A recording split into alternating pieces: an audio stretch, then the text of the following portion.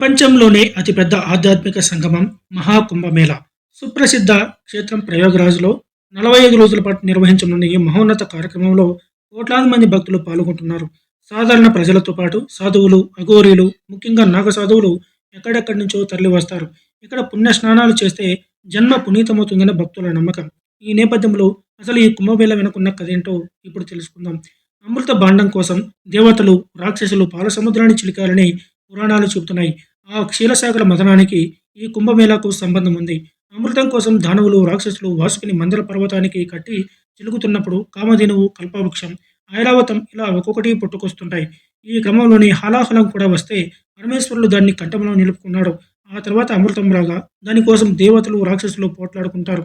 ఈ సమయంలోనే శ్రీ మహావిష్ణువు మోహిని అవతారం ఎత్తి అమృత భాండం రాక్షసులకు చెక్కకుండా పట్టుకుపోతున్న సమయంలో ఓ 4 చుక్కలు హరిద్వార్, ప్రయాగ్రాజ్, ఉజ్జయిని, నాసిక్ క్షేత్రాల్లో పడ్డాయట. అక్కడ పుణ్యస్నానం చేస్తే సకల పాపాలు తొలగిపోయి పునీతులవుతారని భక్తుల నమ్మకం. అందుకే గ్రహ భ్రమణాలను అనుసరించి ప్రతి 12 ఏళ్లకోసారి ఆయా చోట్ల మహా కుంభమేళా నిర్వహిస్తారు. ఫస్ట్‌ది మహాకుంభమేళా. మహాకుంభమేళాను 144 ఏళ్లకోసారి నిర్వహిస్తారు. ఇది 12 పూర్ణ కుంభమేళాలతో సమానం. దీన్ని ప్రయాగ్ రోజున నిర్వహించడం ఆనవాయితీ.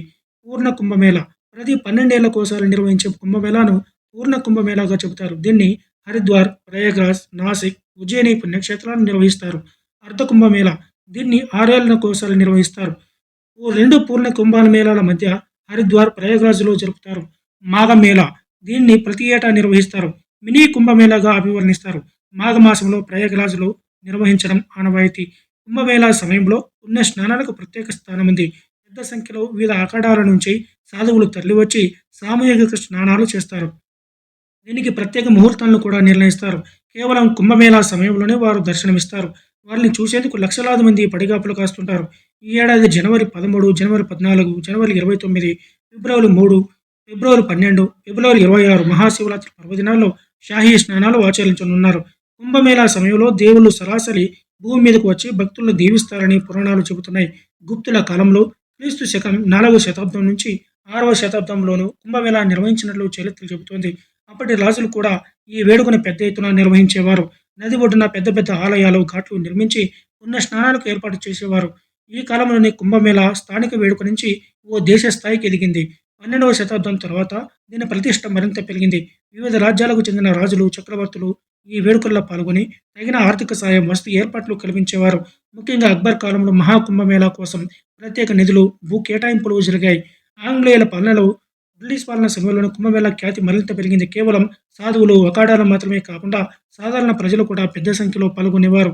1918లో జరిగిన మహాకుంభమేళాలో మహాత్మా గాంధీ కూడా పాల్గొన్నారు. అయితే ఈ తరహా కార్యక్రమాలు ప్రజలను ఏకతాటి మీదకు తీసుకొస్తున్నాయన్న కారణంతో క్రమంగా బ్రిటిష్ ప్రభుత్వం దీన్ని వ్యతిరేకించింది. పన్నులు విధించి అణగదొక్కే ప్రయత్నం చేసింది. స్వాతంత్ర్యం తర్వాత తొలిసారిగా 1954లో తొలి కుంభమేళా నిర్వహించారు. అక్కడి నుంచి ఈ పుణ్య కార్యక్రమం నిరంతరాయంగా కొనసాగుతోంది. ప్రతిసారి భక్తుల సంఖ్య పెరుగుతూనే ఉంది. మహాకుంభమేళా జరిగే అన్ని రోజులు ఆ ప్రాంతం దైవనామస్మరణతో మారుమోగుతుంది. యువకుల కొరికి చర్యలోనూ నూలు పోగైన ధరించిన నాగసాధువులు, ఏళ్లపాటు కఠిన దీక్షలో ఉండే సాధువులు, అన్ని బంధాలను తెంచుకుని దేవుడి కోసం పరితపించే సిద్ధులు అక్కడ దర్శనమిస్తారు. ఈ అపూర్వ వేడుకను చూసేందుకు 2 కళ్ళు సరిపోవంటి అతిశయోక్తి కాదు.